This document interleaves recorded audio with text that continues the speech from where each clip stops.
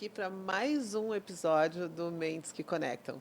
Eu sou a Jaqueline Mânica e hoje nós estamos aqui com a convidada, a irmã Selaci. Selassie Dalpiaz e o Júlio Valls.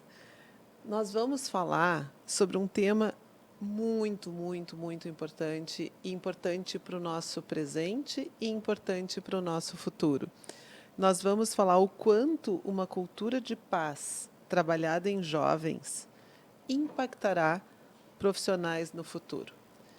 Então, essa é uma questão que nós vamos estar aqui e aí eu vou apresentar, vou trazer um pouquinho do currículo da irmã Selassie, e um pouquinho do currículo do Júlio, que eu acho que é sempre importante a gente poder estar trazendo essas pessoas, a gente poder trazer essa parte mais formal. E aí depois eu passo a palavra para vocês, para que vocês possam contar quem são essas pessoas que estão aqui diante de mim e diante de nós. A irmã Selassie Dalpiaz é diretora do Colégio Santa Inês, faz parte da Congregação Internacional das Irmãs Escolares de Nossa Senhora, pois possui formação em pedagogia, com extensão em supervisão escolar, psicopedagogia, dinâmica das relações familiares e gestão educacional. Possui mais de 40 anos de imersão no contexto educacional, com experiência em todas as faixas etárias. Há mais de 10 anos, empresta o olhar de educadora-aprendiz na gestão educacional como diretora do Colégio Santa Inês, em Porto Alegre. Quando eu estava lendo e estudando sobre a irmã, eu realmente fui ficando muito emocionada, porque é muito bacana a gente ver as pessoas que se dedicam à educação. Eu estou muito feliz hoje, assim, né? Eu tô sempre feliz com os meus convidados. Hoje são pessoas sempre muito dedicadas à sua profissão, pessoas que estão realmente no dia a dia, né, trabalhando e realmente com uma preocupação de causar um impacto nesse mundo, de deixar algo. Mas vamos lá, vamos apresentar o Júlio. O Júlio é psicólogo e psicanalista, possui doutorado em Medicina, Ciências Médicas pela Universidade Federal do Rio Grande do Sul e pós-doutor em Ciências Médicas também pela Universidade Federal do Rio Grande do Sul. Tem graduação em Psicologia pela Universidade do Vale do Rio dos Sinos, mestrado em Psicologia Social e Institucional pela Universidade Federal do Rio Grande do Sul. Atualmente é professor no curso de Psicologia e do mestrado de Saúde e Desenvolvimento Humano do Unila Salle Canoas e pesquisador do Instituto Nacional de Ciência e Tecnologia em Medicina, junto ao Laboratório de Psiquiatria Molecular do Hospital de Clínicas de Porto Alegre. É autor dos livros Aprendendo a Lidar com Medos, Cuidar Não é Educar e também é coautor do livro O Sentimento de Culpa, além de ser o idealizador do podcast Cuidar Não é Educar. Sejam muito bem-vindos. Hoje nós vamos falar então sobre esse tema que é tão importante para a nossa sociedade, que é a gente falar de educação. Há pouco nós estávamos aqui nos bastidores, porque sempre tem um momento cafezinho, né? Eu vou começar a fazer filmar também o antes. E nesse momento nós estávamos falando do quanto todo mundo reconhece que educação, que a formação das pessoas é algo importante, mas o quanto muitas vezes isso não está ocupando agendas e espaços, mídias, como deveria estar sendo ocupado. Mas eu vou passar a palavra para vocês, antes da gente entrar no nosso tema, de vocês também se apresentarem. Porque como o nosso foco aqui é desenvolvimento profissional, eu sempre coloco que uma das metas é as pessoas também poderem se inspirar na trajetória dos convidados, de como é que é trabalhar mais de 40 anos na área da educação, formando jovens. Né? Acho que tem uma outra questão, né, irmã, que a carreira religiosa é uma carreira. Às vezes parece que a gente só fica com essa coisa assim de que carreira é a engenharia, a psicologia. Não é uma carreira. Né? E dentro dessa carreira também ter junto a questão da administração, então educadora, e também estar à frente de uma instituição de ensino. Então, de contar um pouquinho dessa trajetória, e o Júlio também contar, né, como é que chegou, como é que toda essa construção, doutorado, pós-doc, e né, tá junto hoje trabalhando a uma instituição de saúde, também com o teu podcast. Então, eu jogo a palavra para vocês, nossa audiência, os nossos ouvintes poderem estar conhecendo. Estava pensando assim, como é importante a opção de vida que a gente escolhe. O que eu escolho para a minha vida? a gente está falando aqui de carreiras, né, de construção de carreiras e tal. Então, eu fiz uma escolha muito cedo, já bem cedo, que eu queria ser religiosa, não sabia nem exatamente por quê, mas era uma coisa que me instigava, onde eu me identificava, e eu fui em busca. Mas eu tinha como pano de fundo aí, eu queria ser, porque eu queria ser educadora. E era o modelo que eu tinha, porque eu estudava numa escola onde as irmãs, né, dirigiam a escola. E eu me encantava muito, desde a minha professora alfabetizadora, o jeito, a forma, né, a maneira que ela tinha de interagir com a gente. E eu fui crescendo com esse desejo, com essa vontade, instigada a querer também fazer parecido com aquilo que ela fazia. E tinha uma coisa que me chamava a atenção, que era o acreditar nas pessoas. Ela via a possibilidade em todos. Todos tinham possibilidades de crescer, de aprender, de ser. E isso perpassou a minha vida pessoal e a minha vida profissional, de poder acreditar que as coisas são viáveis, que as pessoas podem se transformar, que nós podemos transformar o mundo pela educação, pelo jeito de ser, de estar no lugar onde nós estamos, que nós podemos transformar o ambiente onde nós estamos, que nós podemos entregar crianças e jovens melhores para esse mundo, podemos ser profissionais melhores para esse mundo. Então, assim, eu tenho muito esse encantamento e essa busca, porque não adianta se encantar se a gente não se constitui para dar conta disso, né? E essa busca de poder inspirar e deixar um legado como educadora, que é de poder ajudar esses jovens, essas crianças, a encontrarem o seu espaço nesse mundo, a terem voz, a buscarem possibilidades, a poderem entender essa realidade para saber onde é que eu me coloco nisso e de que forma eu posso transformar.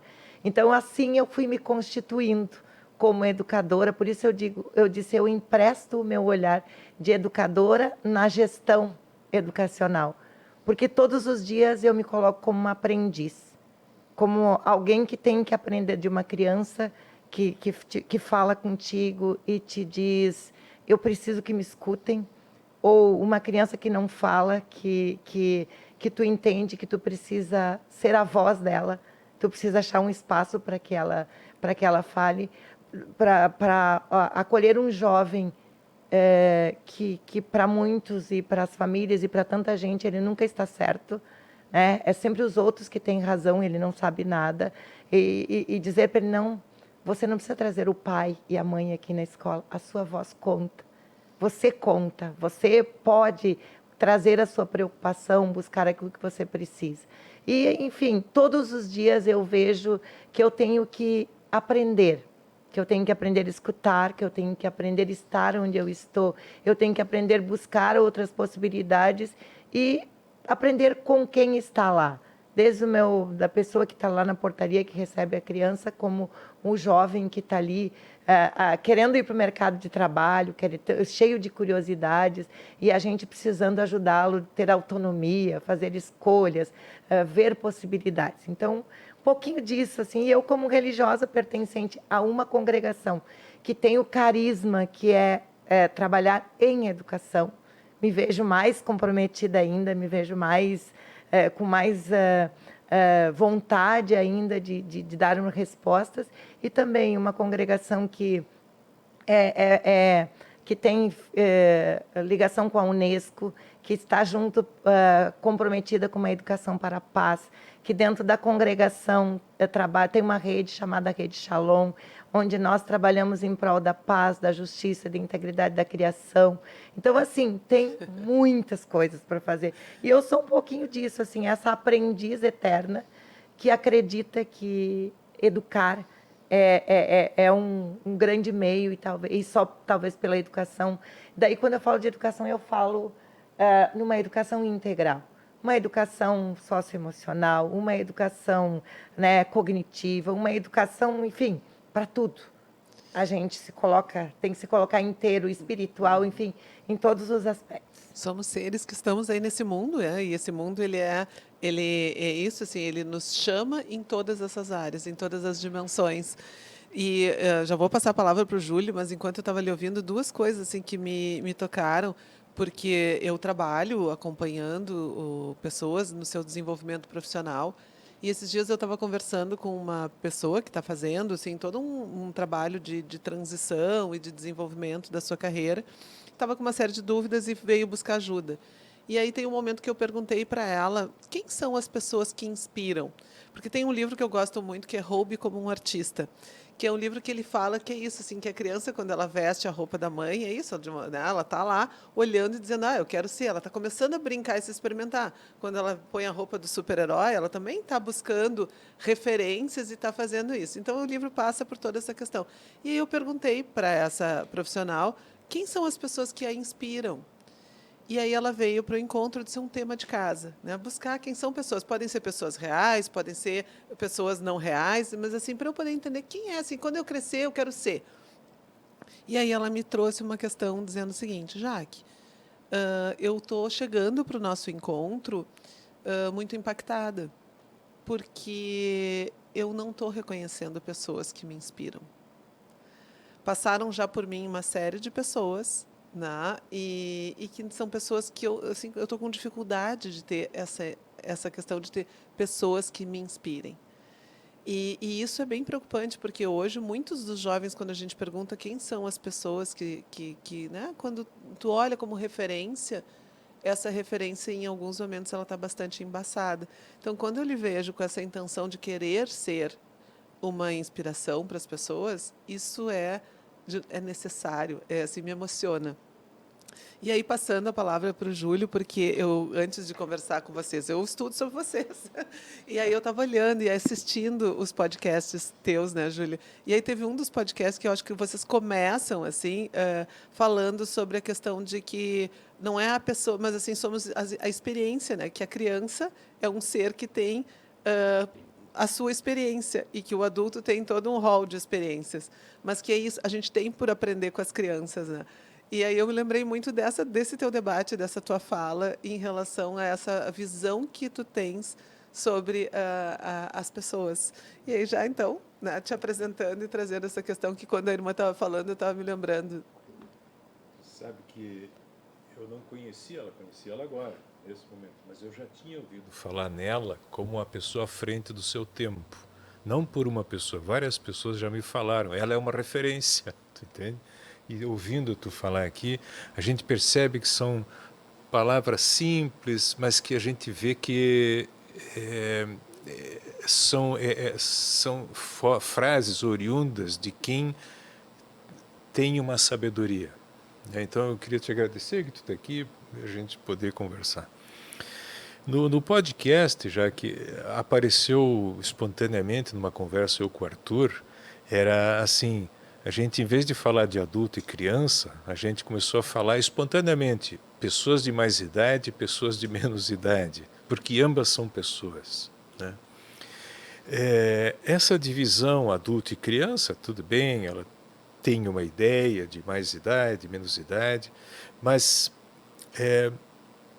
para quem trabalha na área da educação, para quem trabalha na área de saúde mental, e mesmo para quem trabalha nos pediatras, percebem que existe um grau de tensão entre adultos e as crianças, ou pessoas de mais idade e menos idade.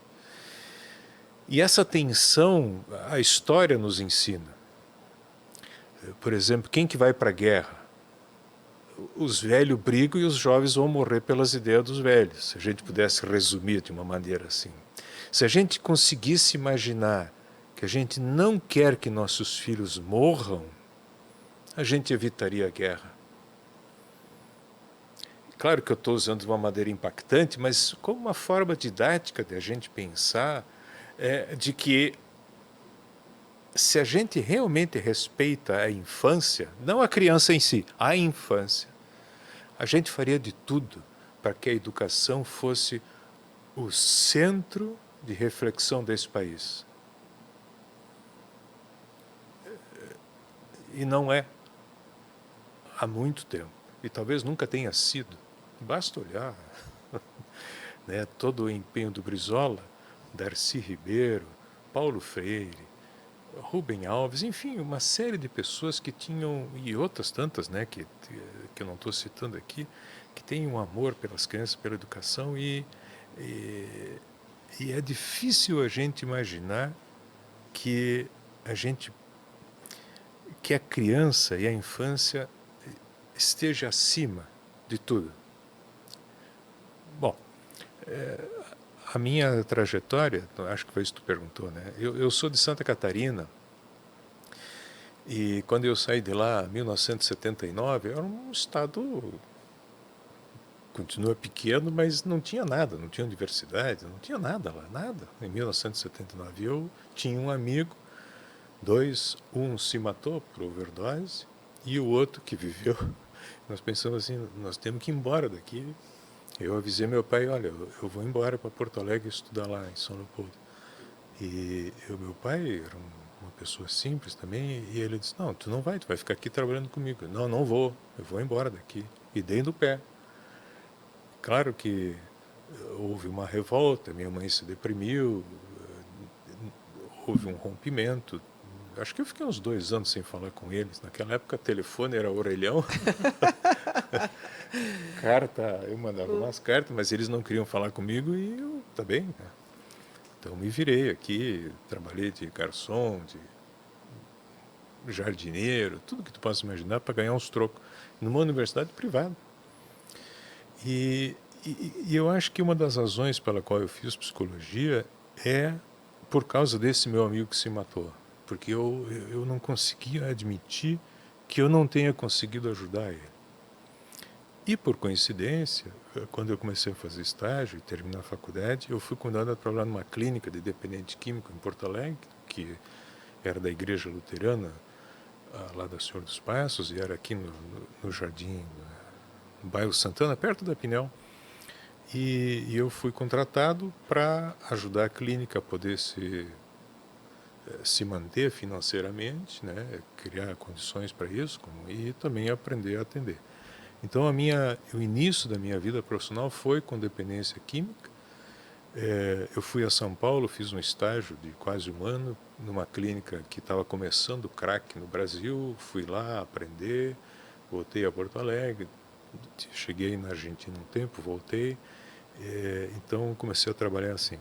Nesse meio tempo, a minha preocupação sobre a relação dos adultos com as crianças, eu fiz um trabalho numa creche na Vila Santa Rosa, em Porto Alegre, que era uma creche que tinha 300 crianças, 170 crianças, não 300, 170 crianças, mantida pela comunidade evangélica de Porto Alegre. E naquela creche, na época, eram 6 a 7 crianças por semana iam parar no hospital por algum tipo de lesão grave. E eu pensei, mas é um campo de guerra. Parece. É um campo de guerra, isso. Crianças pequenas, né? Eles caindo de árvore, caindo de cateiras. Bom, e aí convidei uma enfermeira e uma pedagoga, cada um na sua área. Passamos 1 ano lá. E aí a gente conseguiu, neste 1 ano, nos últimos 3 meses deste ano, nenhuma criança mais teve lesão grave. Que tivesse que ir para o hospital. Que coisa. Ali é que começou a me surgir a ideia de que quem tem que mudar é o adulto. Porque a criança não tem condições ainda de poder, ela, pensar todas as situações, mas o adulto tem. Então, eu tenho que... Júlio, importante o que tu trazes, porque é um enfrentamento que a gente precisa fazer todos os dias. Estar com os adultos e dizer, claro, isso não é o papel do teu filho adolescente, isso é o teu papel como adulto. Isso não é o teu filho que vai decidir, o que vai fazer. É você que vai precisar mudar de ótica, vai precisar fazer a escuta desse filho, né, desse menino, dessa menina. Mas sempre é um indicativo do apontamento da incapacidade da criança, do adolescente, que o adulto está tudo bem, o problema é ele.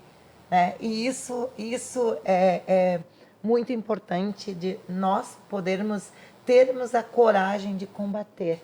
Eu digo combate é forte, porque a gente está falando de paz, mas às vezes é um combate, não um combate violento, mas um combate para convidar as pessoas a essa reflexão. Acho que isso é importante, né?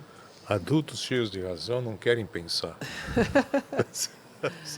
Não tem lugar. Não tem lugar para pensar. E às vezes aí é melhor nem avisar os pais que as crianças não estão bem, que é ser pior para a criança ainda ser denunciada. Mas às vezes sim. Às vezes Ser não. denunciada para os pais.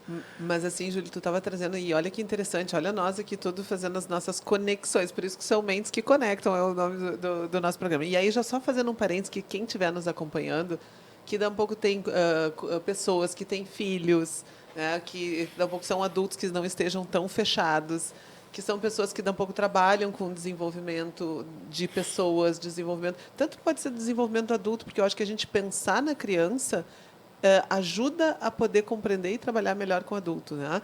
Então, para quem estiver aqui nos escutando, um pouco chama, convida, direciona também esse momento, esse episódio aqui que nós estamos com essas pessoas.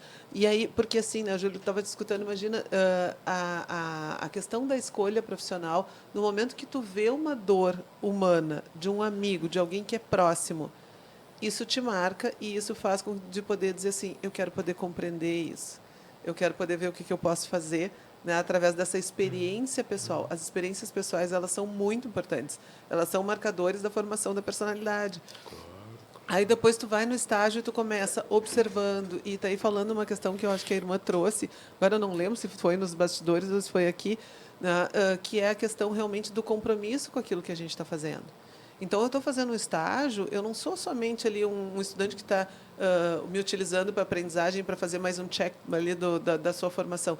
Não, eu estou fazendo meu estágio, realmente eu estou estudando, eu estou fazendo uma integração teórica, e eu estou conectado com aquelas pessoas, eu estou sensível às dores humanas. E aí tu foi fazendo, então, e aí tu foi vendo essa dimensão do quanto que aquelas crianças estavam sofrendo, era muito em função de consequência dos adultos, é isso? Que eles nem imaginavam Sim, que sim. estavam, vamos dizer assim, realizando. Vou dar um exemplo bem simples.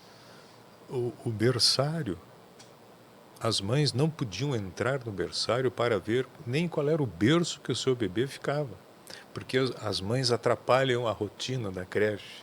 Ou seja, há um embate entre creche e família.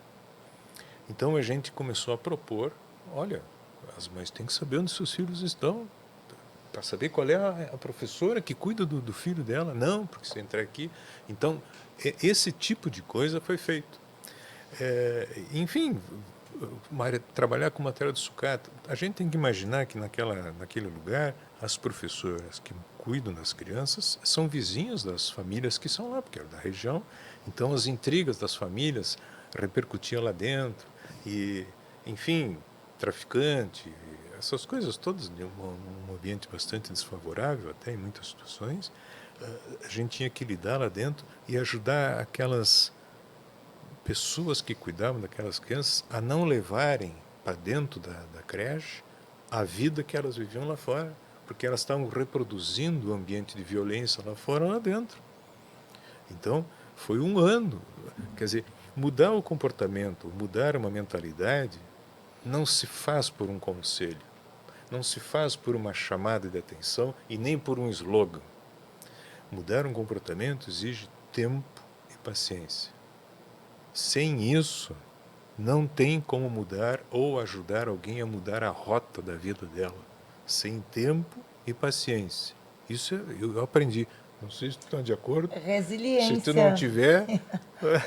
Na resiliência, para mudar uma cultura, precisa realmente de tempo. Tempo e paciência. De paciência, de cuidado, porque também não dá para romper tudo. Se eu só tenho isso, se me tirarem isso, eu não sei como eu vou adiante. Então, o que a gente consegue deixar de solidez para que a pessoa se arrisque a dar pequenos passos, né?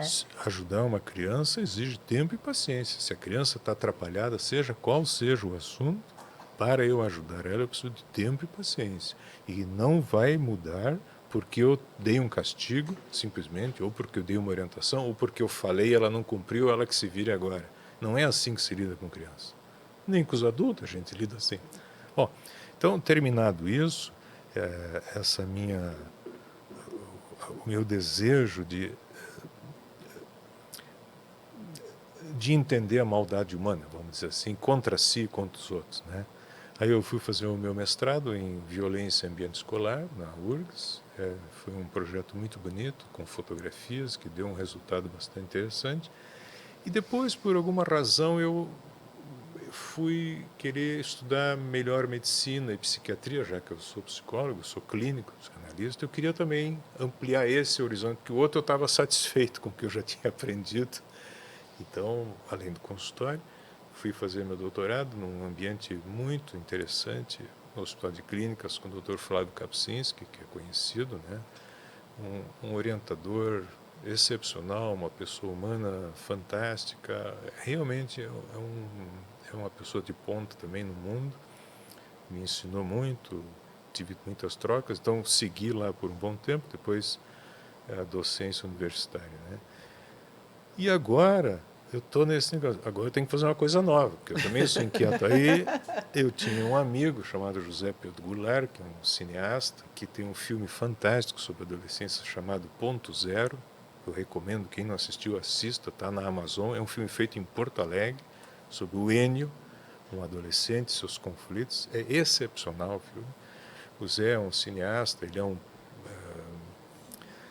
trabalha com produção cultural e também com mídia e marketing e tal. E ele, meu amigo, a gente começou a conversar e disse, cara, nós temos que, isso que tu pensa, isso que tu faz, nós temos que dar visibilidade. E ele me incentivou com o podcast, me apresentou o Arthur. Então agora a gente está, eu estou aprendendo esse mundo digital que para mim eu sou analfabeto nesse assunto, Sim. mas eu estou aprendendo. Então, acho que isso é uma coisa interessante, que se a gente consegue se manter curioso, e eu penso que se tem um legado que um adulto pode deixar para uma criança, entre tantos, né, é o respeito à curiosidade e a manutenção da curiosidade. Porque quem não é curioso não quer descobrir coisa nova. E muita gente que quer descobrir coisas novas é cerceado, porque o adulto se assusta com a iniciativa do seu filho de inventar alguma coisa que até então nenhum adulto conhece. Então isso é um dilema e é uma tensão na vida entre adultos e crianças, ou pessoas com mais idade com pessoas de menos idade, que é como que o adulto suporta um filho que está crescendo, abrindo horizontes, descobrindo coisas novas, sem atacar a curiosidade da criança. E só fazendo um parênteses, assim, isso é tão forte que hoje dentro das empresas, aí é muito fácil a gente dizer, nós precisamos pessoas protagonistas, nós precisamos pessoas com autonomia, né? Nós queremos... E é isso, e o ambiente do trabalho é o ambiente do adulto. Mas hoje muitas lideranças têm dito, eu não estou preparado para ter um adulto. Eu não estou preparado. E, às vezes, em vários momentos, eu estou entrando dentro das organizações para ajudar a resgatar a fase do porquê. E aí eu digo para as pessoas, claro. assim, vocês lembram, quem tem criança em casa, acompanha como é bacana a fase do porquê. E aí eu recomendo, às vezes, assim, vamos ler o Pequeno Príncipe agora, adultos, para entender, né, a curiosidade do Pequeno Príncipe, de estar olhando essas várias dimensões, né? E as vivências, já que eu me pergunto por que nós fazemos tantas vivências entre crianças pequenas e famílias, e eles vão crescendo, a gente deixa de fazer. E os pais vão desaparecendo do universo dos jovens, porque vão desaparecendo. No ano passado, a gente disse, não, vamos fazer uma vivência com os pais dos estudantes do ensino médio. E nós vamos dedicar uma manhã onde nós vamos fazer oficinas entre filhos e pais. E aí os pais vão vivenciar aquilo que os estudantes gostam de fazer, aquilo que para eles é rotina. E aí vieram umas 20 famílias, não veio muita gente. Mas foi tão bonito, foi tão significativo, aquilo foi tão saudável, tanto para o adolescente quanto para as famílias. Pensei, por que a gente não propõe mais? Trazer essas famílias para a escola, entender os dilemas desses adolescentes que estão fazendo escolhas, lá pelas tantas tem o amor e o ódio, né? Eu quero meu pai e minha mãe perto, mas ao mesmo tempo eu não suporto algumas coisas, então é melhor que ele fique longe. Como é que a gente aproxima né? Essas famílias desses estudantes, como esses pais podem ajudá-los, sem só dizendo o que fazer, mas escutando o que se passa, tentando fazer uma escuta, entender, perguntando, aí vem as perguntas, né? Perguntando, tá, mas e aí? O que tu pensa sobre isso? Nós podemos te ajudar em quê? O que tu precisa da gente? Então, eu acho tão importante isso e tão libertador também pro adolescente, né? E também para as famílias, quando elas têm essa capacidade. Porque alguns nem vêm, não querem, porque não suportam, não dão conta de viver o dilema desses estudantes. Aí me lembro a tua história do menino que tu tratavas, que o pai achou que tu estava pervertendo o menino. Eu li o teu livro, tem um bom pedaço. Então, assim, e às vezes é isso, às vezes as famílias querem imprimir na escola aquilo que eles desejariam que nós disséssemos para que eles não fiquem tão culpados daquilo que vem acontecendo. Então, como a gente precisa dessa sabedoria para a gente fazer esse discernimento, qual é o nosso papel? Eu lembro da minha experiência como mãe, quando eu comecei a conversar com a minha filha, né, sobre as questões de sexualidade. E aí eu me lembro que teve um momento que eu disse para ela assim, esse é um momento muito desafiador para nós, né? Porque é um momento, e ela disse, né? Ela disse, mãe, eu tenho muitas inseguranças, né? E aí eu disse para ela, e eu também. Porque a minha insegurança é poder saber de que forma que eu vou realmente, né, poder olhar para ti como uma nova, uma mulher e não mais como a minha menina, né, como a minha pequena, né, mas poder olhar que tu está entrando numa outra fase. Isso é muito novo para mim e eu também estou aprendendo, né? Então nós tivemos uma conversa muito honesta, né, de poder estar trabalhando realmente com o momento dela e claro que eu sei da minha posição de adulta. Mas de poder também entender que, assim, bom, talvez em alguns momentos eu erre, porque eu sou de uma outra geração, porque eu não consigo, né, me desapegar do papel de mãe, né, e eu preciso me manter nele. Então foi uma conversa tão bacana que, assim, vocês estão falando, eu fico lembrando de uma fase tão marcante e que são fases desafiadoras que a gente vai passando, porque isso, a vida vai tendo seus ciclos e a gente precisa realmente aprender a suportar, né, todas essas questões, né, suporte no sentido de conseguir ter o suporte, a base, para lidar com todas essas adversidades, com os conflitos, com as coisas que não saem tão dentro da linha.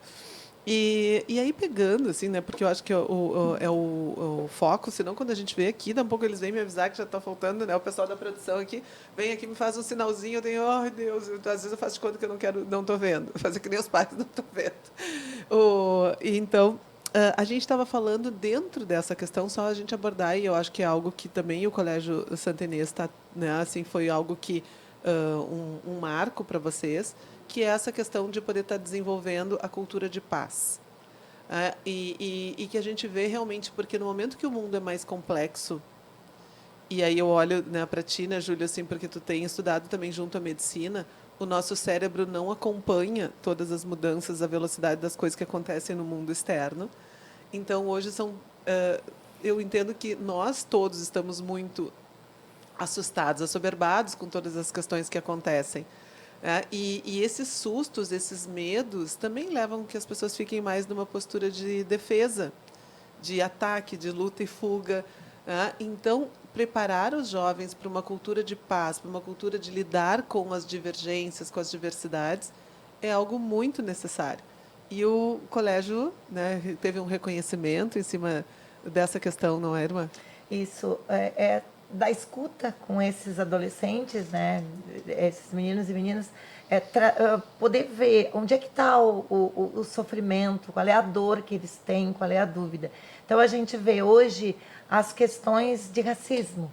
O que a gente faz com isso? A gente faz de conta que não existe quando eles estão sofrendo e estão lá com dificuldade de lidar com essas questões, as questões de gênero, que estão aí latentes e eles estão se experimentando nesse período. O que a escola faz? Como é que eu vou querer paz se eu não trabalho com o diferente?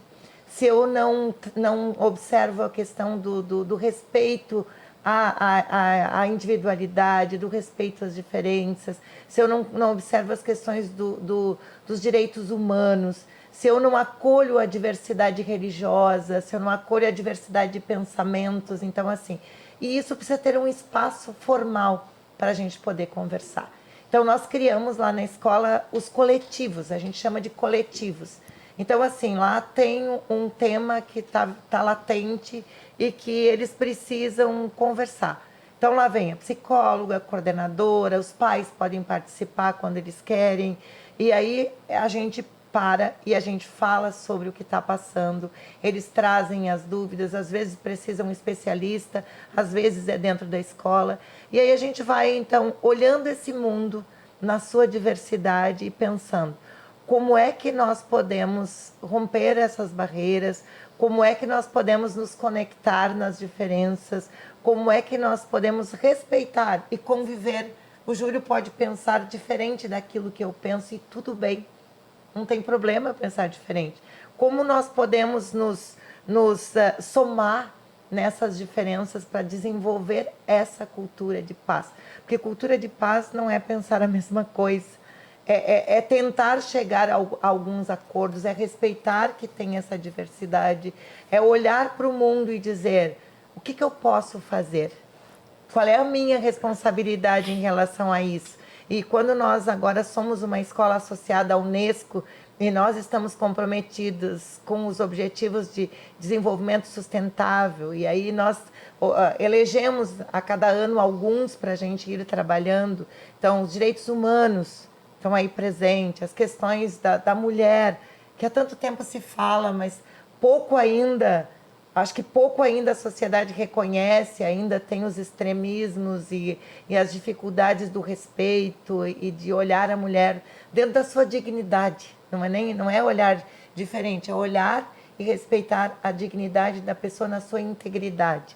Então, assim, esses espaços, eles estão presentes sempre na escola, desde os bem pequenos. Eu falei dos adolescentes, mas a gente começa lá nos bebês.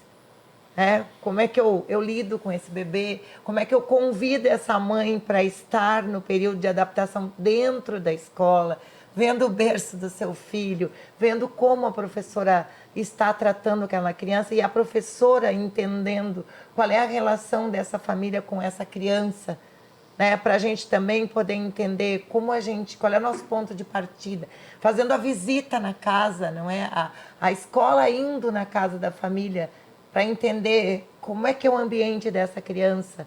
Que bom se nós pudéssemos fazer com os mais velhos também, poder entender a dinâmica daquela família para a gente poder ajudar. Então, nós viemos já há bastante tempo trazendo muito presente, assim, trabalhando a educação socioemocional. Se eu não me reconheço como sujeito, se eu não me entendo, se eu não nomeio os meus sentimentos, como é que eu vou viver a paz? Como é que eu vou reconhecer o direito do outro? Como é que eu vou... É difícil isso. Então, eu vejo que é uma caminhada bem desafiadora, mas ela tem trazido tantos frutos e tem trazido tantas possibilidades para a gente enquanto educador e para os adolescentes enquanto protagonistas com o seu lugar de fala e as crianças, e a gente aprendendo em relação a isso. Então, a gente tem já temos uma representação na ONU. Então, como congregação, dentro da nossa rede, já temos um representante na ONU e para a gente poder fazer essas conexões, para a gente trabalhar as questões pontuais no nosso lugar e depois expandindo no macro, né, levando para lá as preocupações e nos juntando a outras pessoas, porque sozinhos a gente não consegue fazer nada. Então, a gente compreende e entende muito a importância desse coletivo. A importância do engajamento de uma comunidade para a gente ultrapassar essas barreiras e para a gente crescer como gente. Porque nós temos que crescer como gente, na humanidade, no respeito, nesse olhar macro e entendendo que tem muitos jeitos de ser e de viver, não tem só um.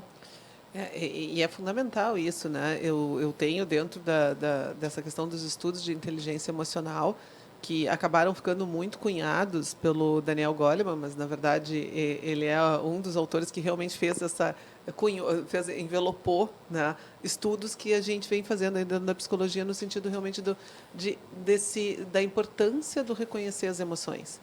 E ele tem um trabalho muito lindo junto com o Peter Senge, que é de dentro com as escolas, de poder fazer com que as crianças possam reconhecer e nominar.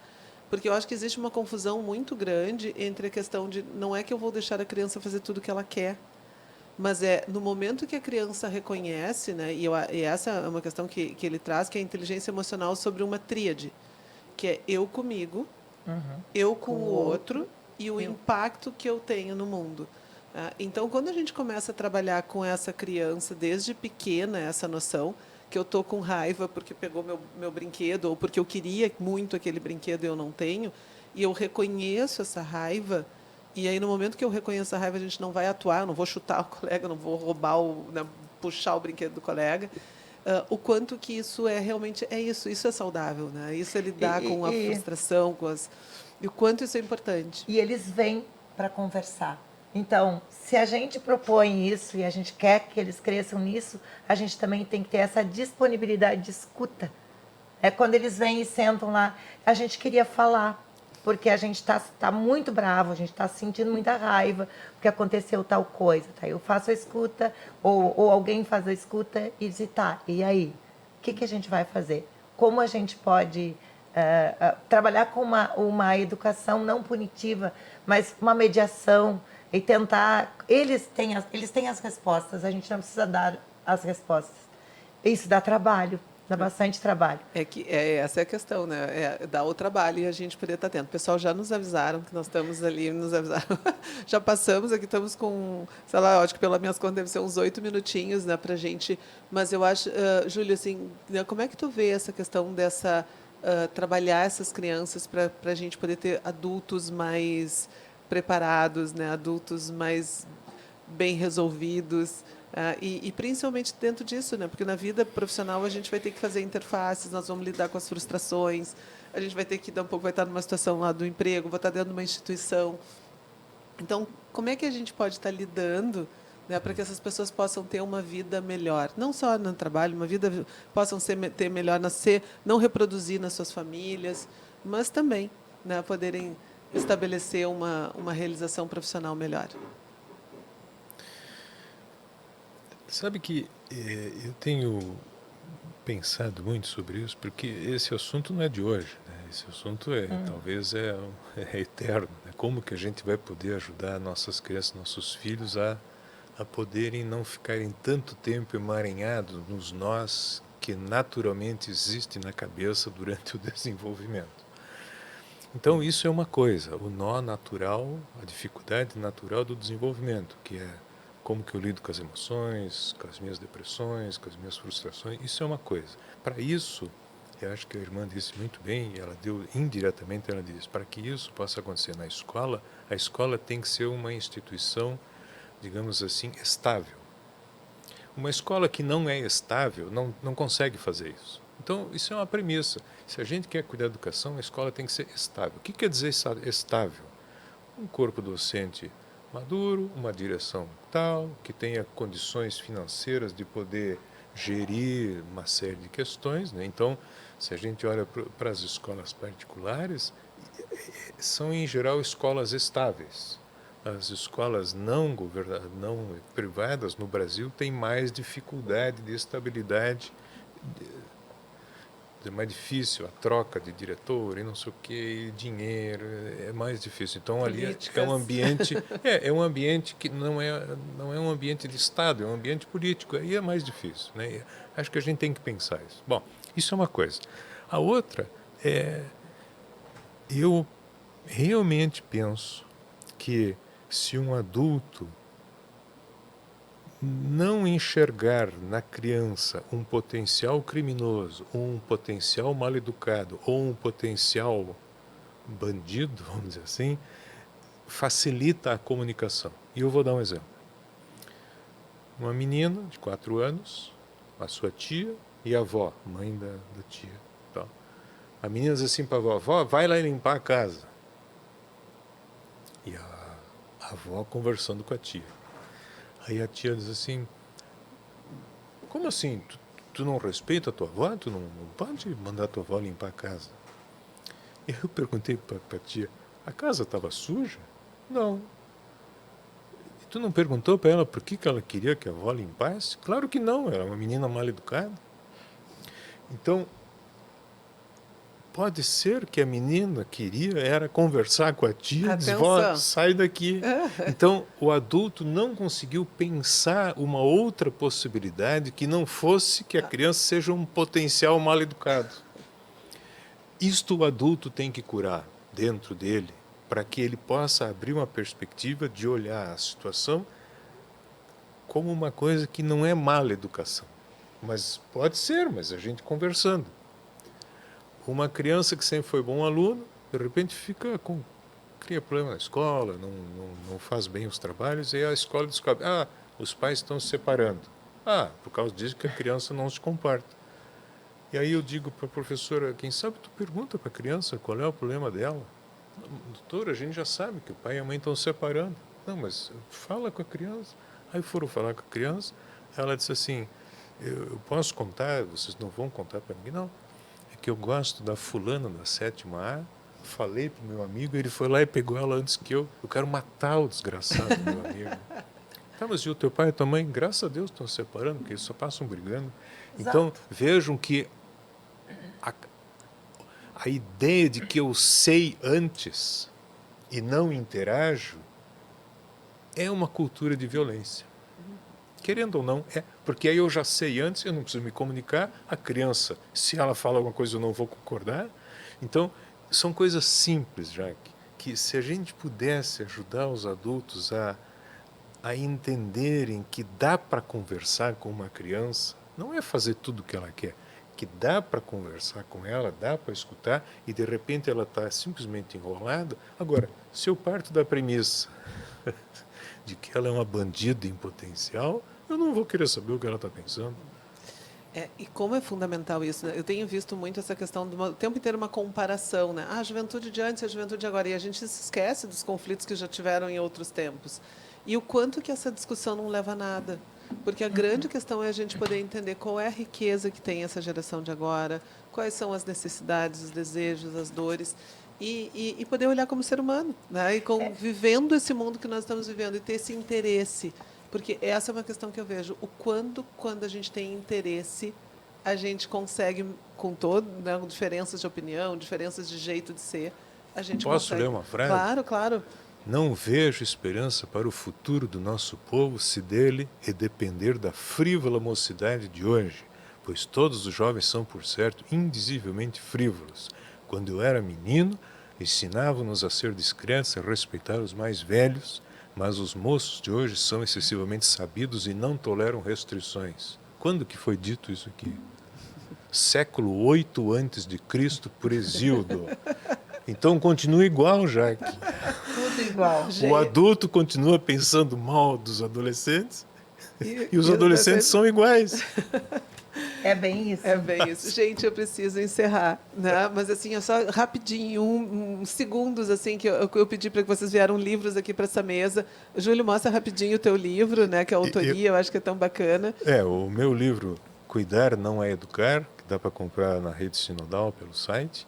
E eu queria indicar, mais até do que o meu livro, um livro chamado Cartas a um Jovem Poeta, do Rainer Maria Rilke, que é um poeta, que é um menino, um adolescente que escrevia para ele, que ele é um poeta famoso na Europa, para ele criticar as poesias. E o livro, que é uma carta, é um livro fininho, todo pai, toda mãe e todo adolescente devia botar do lado da cama e ler todas as noites uma carta, porque é de uma preciosidade humana, que quem lê isso aqui, pensei, porra, é tão simples e tão difícil. Eu recomendo Cartas a um Jovem Maravilha. Poeta. Irmã? Eu pensei hoje mais nos mais velhos, nos adultos, do que nos adolescentes e crianças. Pensei que todos nós adultos precisamos ler mais sobre a comunicação não violenta. Como a gente fala com as pessoas e qual é o eco daquilo que eu digo, do jeito que eu comunico aos nossos. Então, comunicação tem o do Marçal, mas tem tantos outros sobre comunicação não violenta. E tem alguns livros que eu gosto muito com as crianças, que é Eu e os Meus Sentimentos, que é da Vanessa Allens, que é um livro de poder compreender como é que é essa criança, como é que é esse adolescente, quais são os sentimentos deles. A coragem de ser imperfeito, né? Como aceitar as próprias limitações. Então, é tão importante a gente saber que a gente não é tudo aquilo que a gente pensa que é. A gente tem as limitações. E também como ser um educador antirracista. Eu recomendo essas leituras que são importantes. Maravilha, eu estou aqui me mexendo com o pessoal me olhando, que eu não quero muito olhar para eles, mas nós temos que encerrar. Então, muito obrigada vocês, muito obrigada, irmã Selassie Dalpiaz, obrigada, Júlio Valls. E nós estamos encerrando mais esse episódio do Mentes que Conectam, que foram gravados aqui nos estúdios da RDC TV. Você vai encontrar esse episódio aqui e todos os outros que nós já tivemos nas plataformas digitais e no RDC Play. E nas próximas, nós temos tantos outros episódios, sempre aqui na RDC TV, no canal 524 e 24 da NET. Até mais.